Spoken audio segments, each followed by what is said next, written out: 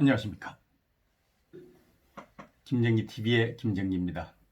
2020년 8월 5일 김정기의 3분 토크 제20회 시작합니다. 오늘 주제는 한동훈 공모 적시 보류, 이성윤 백기 투항하다입니다. 이성윤 서울중앙지검장이 채널A 이동재 전 기자를 강요미수 의혹으로 기소를 하면서 공소장에 이동재가 한동훈과 공모했다는 혐의 적시를 하기로 했다가 최종적으로는 보류하기로 결정을 했습니다. 파견검사인 천재인 검사, 박윤성 검사가 수사 방향에 이의를 제기하자 수사팀에서 배제를 시켜버렸고, 김형원 부부장 검사도 한동훈 검사장 유심 압수수색 당시에 정진웅 부장검사가 6탄전을 감행한 이후에 수사 방향에 항의하는 차원에서 출근을 하지 않고 있고요. 수사팀의 나머지 부부장급 이하 검사들도 모두가 수사 방향에 반대를 했습니다. 그럼에도 불구하고 전주호 출신 이성윤 서울중앙지검장이 순중호 출신 정진웅 부장검사를 지휘해서 이른바 서울중앙지검 호남마피아의 이름으로 밀어붙이기는 했지만 수사팀 내부의 반대로 보류가 된 것입니다. 왜 그랬을까요?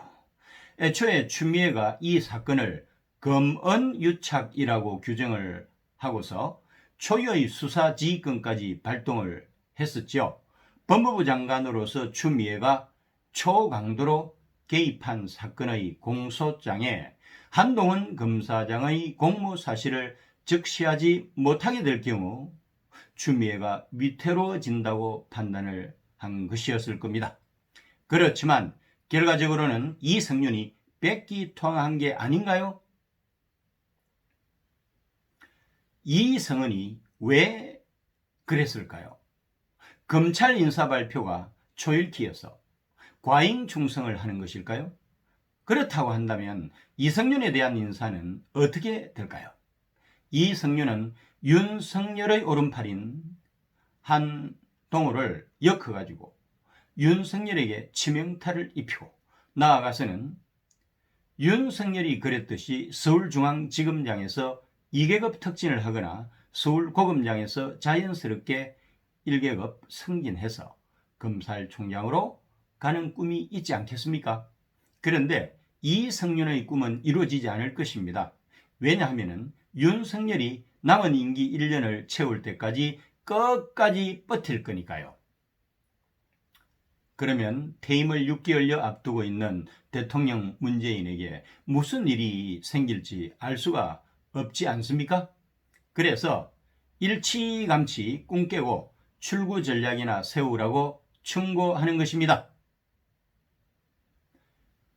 소위 검언유착으로 시작돼가지고 권언유착 공작으로 진화되었고요. 결국 이동재만 기소돼가지고 법원으로 넘어간 이 사건을 반추를 해보면 문재인의 사주를 받은 추미애와 그의 호위무사로 나선 이성윤이 6탄 압수수색이라고 하는 초유의 사태부터 위법 증거수집 논란의 특정 언론사와의 역검언유착 의혹 등 얼마나 끔찍한 일을 저질렀는지 반성이 먼저 아니겠습니까?